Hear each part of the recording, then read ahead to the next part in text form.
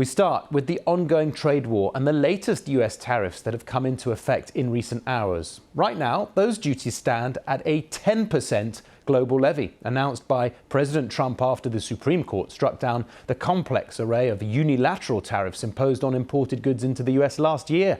A proposed higher 15% tariff announced on Saturday has not yet been formalized. Today's new rate, brought in under a different law to apply for about 150 days or up to 150 days. And after that, Congress has to then authorize an extension. Now, on Monday, President Trump warned on Truth Social that any country that wants to play games with what he called the ridiculous Supreme Court decision will be met with a much higher tariff.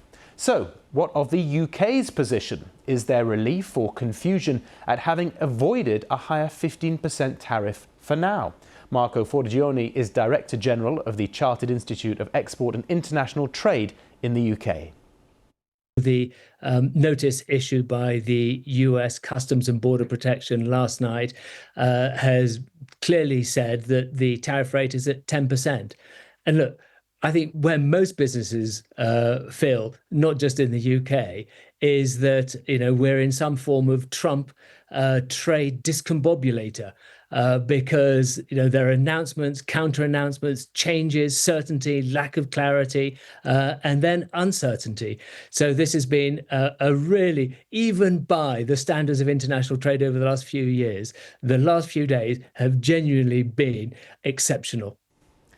Well, let's discuss this all with Kaylin Birch, global economist at the Economist Intelligence Unit. Kaylin, really the big question is why the 10% tariffs, not the 15%? Is it this TTD, the Trump trade discombobulator? Is this part of a cunning plan, or is this because of pressure from trade partners? That's a very good question. We're all shaking around in that discombobulator, trying to figure out why it came on this way, because as we've been saying, the Section 122 tariffs do allow for a maximum 15%. So why they didn't come on at the max, to me, suggests that the Trump administration wants to keep that variability, kind of keep the leverage that it has. We have to remember that the baseline tariff applied by the US now to countries that have already a trade deficit with the US, the UK applies in that case, or countries with whom it does not trade very much, so kind of low stakes countries, are all set at 10%. That is effectively the baseline for areas where the US has no trade gripes. Higher rates, even in some cases under IEEPA, ranging up to 50%, had been in place and have now been struck down. So I wouldn't be terribly surprised if the Trump administration uses this to apply more pressure selectively to other trade partners, including EU, to get more concessions or indeed ratification of the deals that it already has. But doesn't it work both ways? Because it can override trade agreements, because this one has to be applied across the board. So there's problems, isn't there, with the EU, with Japan? Many countries are stalling. I mean, are we likely to see horse trading on trade deals or framework agreements for months?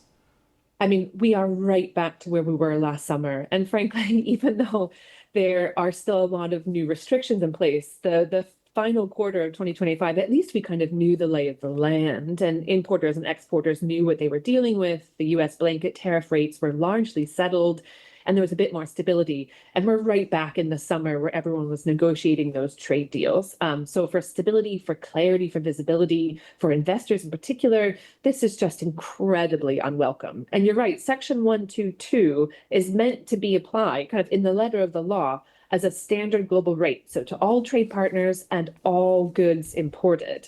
And obviously, we've heard from Jameson Greer, the US trade rep, that the US intends to stand by its agreements with variable rates, some exemptions applied to certain goods. That all clashes with Section 122. So I'd worry we'd see more legal challenges coming in the future. Kaylin, very short time left, but just briefly, the import of FedEx suing for what could potentially be, amongst other cases, billions of dollars. Are we likely to see more companies following suit for refunds, suing for refunds?